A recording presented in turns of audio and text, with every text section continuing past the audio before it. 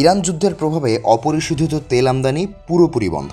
এমন পরিস্থিতিতে তেল সংকটের কারণে দেশের একমাত্র রাষ্ট্রায়ত্ত তেল শোধনাগার ইস্টার্ন রিফাইনারি পিএলসি লিমিটেড বন্ধ ঘোষণা করেছে কর্তৃপক্ষ। সোমবার বিকেলেই কারখানাটিতে শেষবারের মতো পরিশোধন কার্যক্রম হয়েছিল বলে জানিয়েছেন প্রতিষ্ঠানটির দুজন কর্মকর্তা। চট্টগ্রামের পতেঙ্গায় অবস্থিত এই শোধনাগার এতদিন সৌদি আরবের অ্যারাবিয়ান লাইট ক্রুড ও সংযুক্ত আরব আমিরাতের মারবান ক্রুড পরিশোধন করে আসছিল, কিন্তু নির্ধারিত তেলবাহী জাহাজ আটকে যাওয়ায় সংকট তীব্র হয় আর চলতি সপ্তাহে বন্ধই করে দেয়া হলো ইআরএল-এর কার্যক্রম। সংশ্লিষ্টরা জানিয়েছেন, ইআরএল সাধারণত প্রতিদিন গড়ে 4,500 টন ক্রুড তেল পরিশোধন করে থাকে।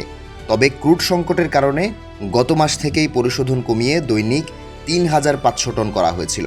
সবশেষ আনুষ্ঠানিক তথ্য বলছে, গেল 4 মার্চ পর্যন্ত প্রতিষ্ঠানটির কাছে ব্যবহারযোগ্য তেলের মজুদ 2,000 টনের নিচে নেমে এসেছিল। এরপরের প্রায় 1.5 মাস পাইপলাইনে ও ট্যাঙ্কের তলানিতে জমে থাকা তেলও পরিশোধন করা হয়।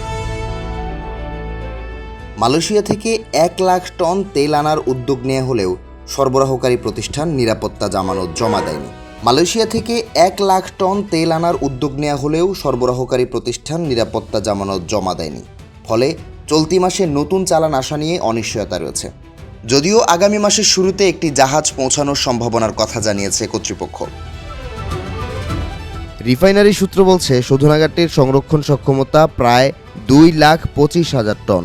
যুদ্ধ শুরুর আগে মজুদ ছিল প্রায় 1.5 লাখ টন, আর সোমবারই এই মজুদ শূন্যে নেমে আসে। বিপিসির তথ্যমতে দেশে প্রতি বছর 65 থেকে 68 লাখ টন জ্বালানি তেল আমদানি করা হয়। এর মধ্যে ডিজেল ও অপরিশোধিত তেলের পরিমাণ বেশি।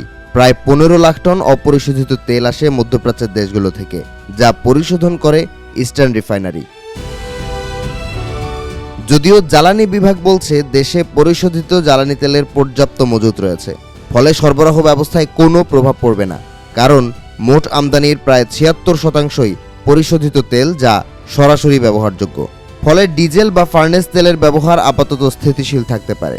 যদিও পেট্রোল ও অকটেনের ক্ষেত্রে দেশি উৎপাদনের উপর নির্ভরতা বেশি। দীর্ঘ সময় উৎপাদন বন্ধ থাকলেও পরিবহন ও ভোক্তা পর্যায়ে চাপ তৈরি হতে পারে।